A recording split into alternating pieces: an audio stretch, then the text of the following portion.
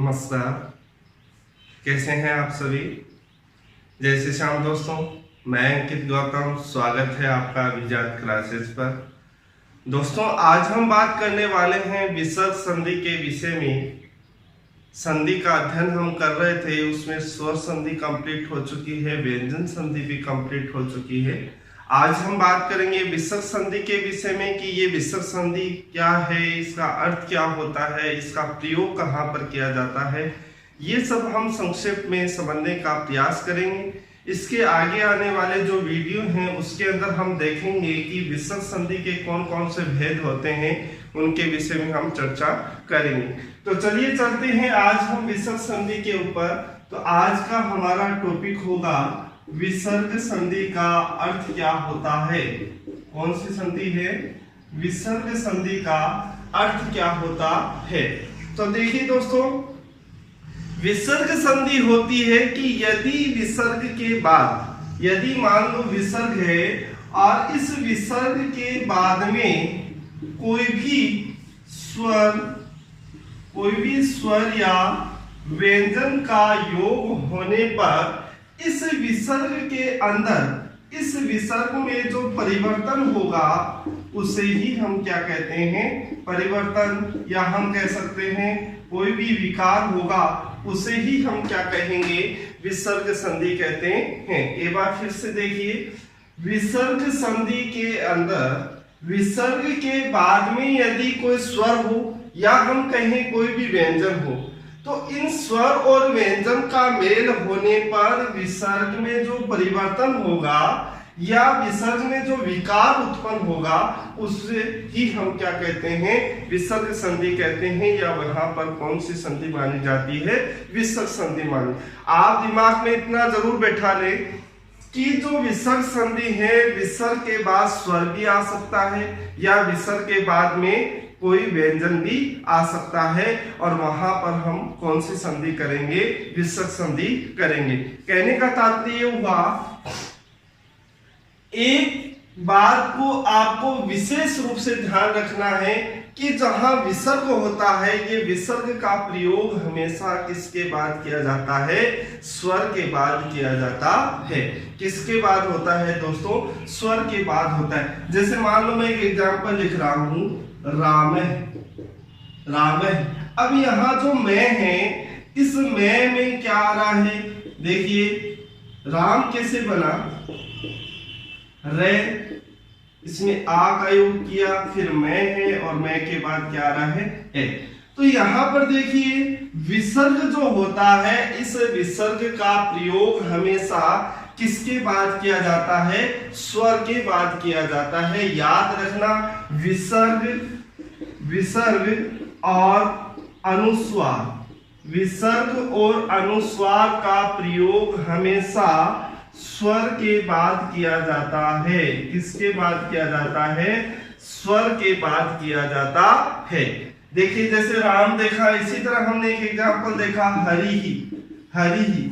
अब इस रे के अंदर, रे के आगे क्या स्वर आ रहा है? ई स्वर आ रहा है, और ई के बाद क्या आ रहा है? विसर्ग। इसी तरह देखिए, गुरु, ऊ के बाद क्या आ रहा है? विसर्ग आ रहा है। तो ये बात जरूर ध्यान रखें, विसर्ग का प्रयोग हमेशा स्वर के बाद किया जाता है। इसी तरीके से जो अनुस्वार है, जो हमने अयोगवाह जो पढ़े थे, जिसमें विसर्ग, अनुस्वार, जुवा, मूल्य, उपधमान्य जो पढ़ा था, तो उसमें जो विसर्ग और अनुस्वार है, इनका प्रयोग हमेशा स्वर के बाद ही किया जाएगा। जैसे मान लो एक एग्जांपल लिखा, हरिम, तो ये हरिम जो है, ये ई के बाद इसका क्या हो रहा है?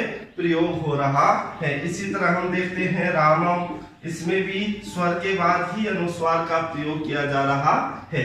ठीक है दोस्तों, तो हमने इस निष्कर्ष पर पहुंचे कि विसर्ग संधि जो है, इस विसर्ग संधि की डेफिनेशन क्या होती है। यदि हम बात करें विसर्ग संधि की परिभाषा की, तो इसकी परिभाषा क्या होगी कि विसर्ग के साथ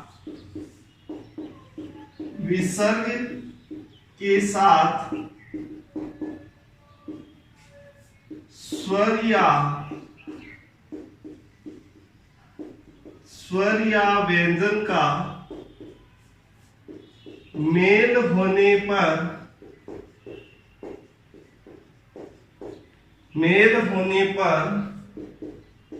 विसर्ग में जो परिवर्तन या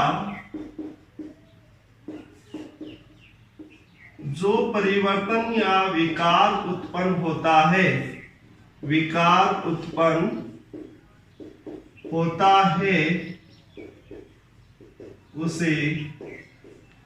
उसे क्या कहते हैं? विसर्ग संधि कहते हैं। उसे क्या कहेंगे? उसे विसर्ग संधि कहते हैं। ये लो विसर्ग संधि की डेफिनेशन कि विसर्ग के साथ में स्वर या व्यंजन का जब मेल होता है उस समय विसर्ग में जो परिवर्तन होगा या हम कहें विकार उत्पन्न होगा उसे ही हम क्या कहते हैं? विसर्ग संधि कहते हैं। तो हम इसे इस तरीके से लिख सकते हैं कि विसर्ग के बाद में या तो क्या होता है? कोई स्वर होता है या क्या होता है? कोई व्यंजन। विसर्ग के साथ में स्वर या किसी व्यंजन का मेल होने पर इसमें जो परिवर्तन होगा या हम कहें विकार होगा, इसे ही हम क्या कहते हैं? विसर्ग संधि कहते हैं। इसे ही हम क्या कहेंगे? विसर्ग संधि कहेंगे। जैसे देखिए एग्जांपल लिखें, नमस्ते क्या होगा? नमः धन्ते। क्या हुआ दोस्तों? नमः धन्ते। यहां पर देखिए ये विसर्ग आ रहा है और इस विसर्ग का हमने क्या कर दिया? स कर दिया। तो कोई परिवर्तन हुआ या हम कहें विकार उत्पन्न हुआ तो इसी को यहीं पर क्या होगी? विसर्ग संधि होगी। जैसे देखिए एग्जाम्पल है मनोरथ है। यहां पर मन है, धन, रथ है और हम क्या बात कर रहे हैं कि विसर्ग के साथ या तो कोई स्वर का योग होगा या विसर्ग के बाद कोई ना कोई व्यंजन होगा, वहां विसर्ग संधि ही होती है। तो यहाँ पर ये सिचुएशन देख के हमें इतना तो पता चल जाता है कि यहाँ स्वर संधि होगी या व्यंजन संधि होगी या विसर्ग संधि, क्योंकि स्वर संधि में दोनों तरफ स्वर आते हैं और व्यंजन संधि में एक तरफ स्वर मिलेगा या व्यंजन मिलेगा या दोनों तरफ व्यंजन मिलते हैं। और विसर्ग संधि में आपको पूर्व पद के आगे विसर्ग जरूर मिलेगा। विसर्ग के बाद में या तो कोई स्वर मिलेगा या कोई व्यंजन मिलेगा, तो 50% तो डाउट यही क्लियर हो जाता है कि यहाँ कौन सी संधि होगी। उसके बाद हम बात करते हैं इसके भेदों के बारे में, इसका भेद कौन सा है। विसर्ग संधि तो है, लेकिन विसर्ग संधि में कौन सी विसर्ग संधि है उन्हीं का अध्ययन हम आगे करने वाले। तो यहाँ देखिए विसर्ग के बाद विसर्ग के स्थान पर क्या परिवर्तन हुआ? रे आ गया। विसर्ग के बाद स्थान पे क्या आ रहा है? रे आ रहा है। तो यही हमें देखना है, विसर्ग के स्थान पे रे हुआ तो यहाँ परिवर्तन हुआ, इस परिवर्तन को ही हम क्या कहेंगे? विसर्ग संधि कहते हैं। क्या कहते हैं? विसर्ग संधि कहते हैं। इसी देखिए एक एग्जाम्पल की अगर हम बात करें तो एग्जाम्पल है आयुर्वेद। क्या हुआ? यहाँ पे क्या होगा? आयु धन वेद। यहाँ पर देखिए हमने इस विसर्ग का क्या किया? रे किया। विसर्ग का क्या किया? रे किया। तो रे करेंगे तो विसर्ग में परिवर्तन हुआ, विकार हुआ, तो इसी को हम क्या कहेंगे? विसर्ग संधि। अन्य एग्जाम्पल देखिए, अतः धन एव। यहाँ पे क्या बनेगा? अतएव। मतलब पद हो के वो रहे, लेकिन यहाँ पे हमने इस विसर्ग का क्या कर दिया? लोप कर दिया। क्या कर दिया दोस्तों? लोप कर दिया। तो हम इसके अंतर्गत एक संधि और पढ़ेंगे कि लोप विसर्ग कौन सी संधि? लोप विसर्ग संधि। तो दोस्तों एक बार फिर से देखिए, विसर्ग के बाद में यदि कोई स्वर आ जाता है या कोई भी व्यंजन आ जाता है तो वहां ऐसी स्थिति में वहां पर हम विसर्ग संधि ही करते हैं। याद रखें, विसर्ग और जो अनुस्वार होता है इनका प्रयोग हमेशा स्वर के बाद ही किया जाता है। किसके बाद किया जाता है? स्वर के बाद ही किया जाता है। अब ये हमने जो एग्जाम्पल देखे हैं, इन एग्जाम्पल के माध्यम से हम कह सकते हैं कि विसर्ग संधि के कितने भेद होंगे। तो देखना, बात करें यदि हम विसर्ग संधि के भेदों की, तो विसर्ग संधि के भेद कितने होंगे?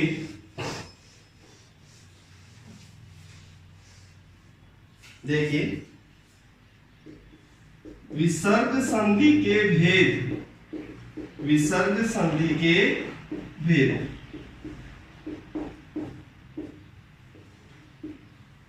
ठीक है। हम कह सकते हैं कि विसर्ग संधि में परिवर्तन के आधार पर होने वाले, विसर्ग संधि में परिवर्तन के आधार पर, या हम कहें विसर्ग के स्थान पर होने वाले परिवर्तन के आधार पर विसर्ग संधि के मुख्य रूप से कितने भेद होते हैं? 3 भेद होते हैं। मुख्यतः कितने भेद होंगे? 3 होंगे। बात करें मुख्यतः, मुख्य रूप से मुख्यतः 3 भेद होते हैं। कितने होते हैं? 3 भेद होते हैं। मुख्यतः कितने भेद होंगे? 3 भेद होंगे। कौन कौन सा होगा? सबसे पहले देखिए, सबसे पहला भेद होगा सत्व विसर्ग संधि।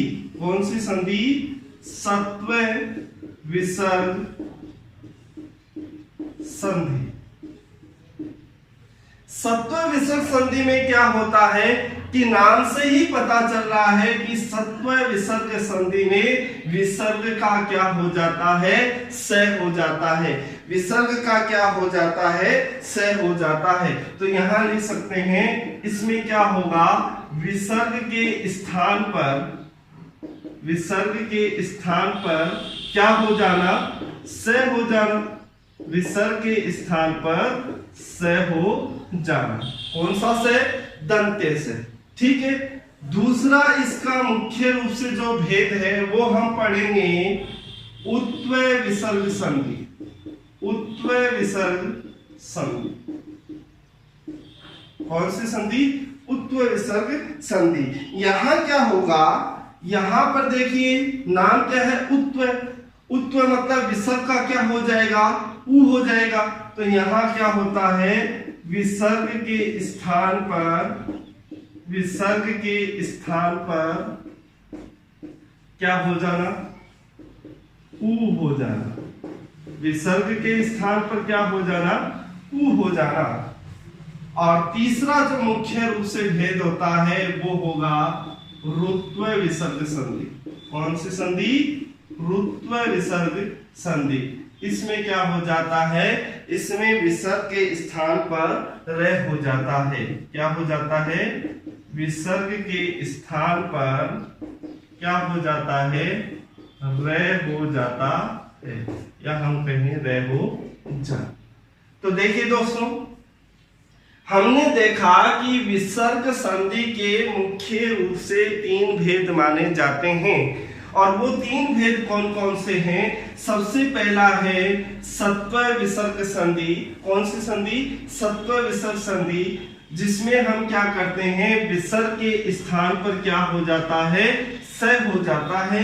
दूसरा हमने देखा उत्व विसर्ग संधि, जिसमें विसर्ग के स्थान पर क्या हो जाता है? उ हो जाता है। और तीसरा हमने देखा रुत्व विसर्ग संधि, इसके अंदर विसर्ग के स्थान पर क्या हो जाता है? र हो जाता है। क्या हो जाता है? र हो जाता है। अब इसके अलावा हम विसर्ग संधि के 2 भेद और पढ़ते हैं, जिसमें एक अभी मैंने बताया आपको एग्जाम्पल के माध्यम से कि जहां विसर्ग का लोप होता है वहां क्या होगा। तो हम यहां लिख सकते हैं कि विसर्ग संधि के अन्य भेद, विसर्ग संधि के अन्य भेद। और वो अन्य भेद कौन कौन से हैं? तो सबसे पहला तो हम लिखेंगे लोप विसर्ग संधि, या कहें विसर्ग लोप संधि। विसर्ग लोप संधि क्या है? विसर्ग। नाम से ही पता चल रहा है कि इसमें विसर्ग का क्या हो जाता है, लोप हो जाता है। क्या हो जाता है? तो लिख सकते हैं केवल विसर्ग का लोप हो जाना। केवल विसर्ग का लोप हो जाना मतलब अन्य कोई परिवर्तन नहीं, अन्य कोई परिवर्तन नहीं। इसका तात्पर्य हुआ कि लोप विसर्ग संधि में क्या होता है, केवल विसर्ग का लोप होगा, इसके अलावा हम उसमें कोई अन्य परिवर्तन नहीं करते हैं। वो क्या कहलाती है? विसर्ग लोप संधि कहलाती है। एक हम इसी के अंतर्गत पढ़ते हैं विसर्ग लोप दीर्घ संधि। क्या होगा? विसर्ग लोप दीर्घ संधि। एक संधि हम इसके अंतर्गत और पढ़ते हैं जो है विसर्ग लोप दीर्घ संधि। इसमें क्या होगा? विसर्ग का लोप होना। इसमें क्या होगा? विसर्ग का क्या होना? लोप होना। विसर्ग का लोप तो होगा ही होगा, इसके अलावा क्या होगा? उसके पहले स्थित ह्रस्व स्वर का एवं उसके पहले स्थित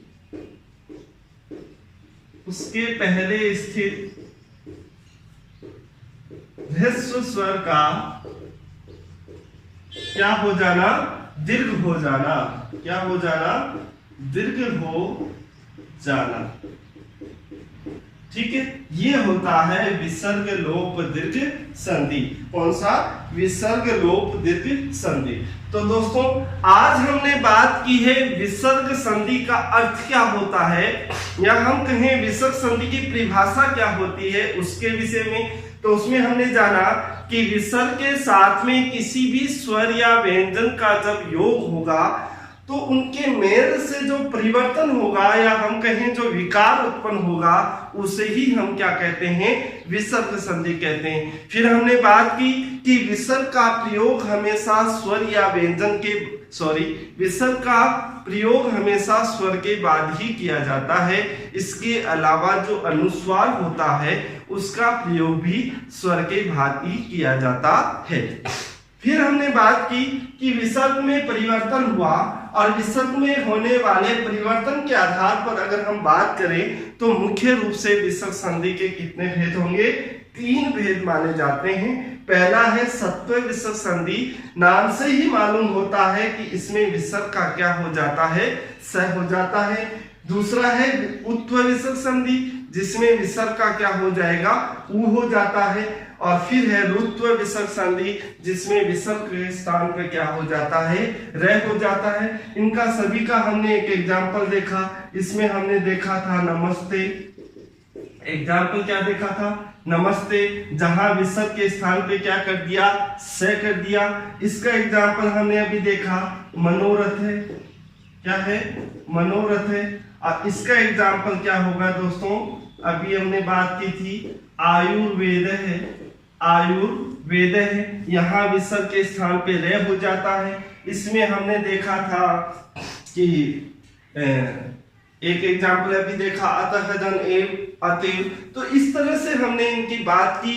और इन 3 के अलावा जो भेद इसके अन्य भेद माने जाते हैं वो होते हैं, एक तो है विसर्ग लोप संधि जिसमें विसर्ग का लोप हो जाता है, और दूसरा है विसर्ग लोप दीर्घ संधि जिसके अंदर विसर्ग का लोप तो होगा ही होगा, लेकिन इसके अतिरिक्त जो इसके पहले ह्रस्व स्वर है उस ह्रस्व स्वर का क्या हो जाता है?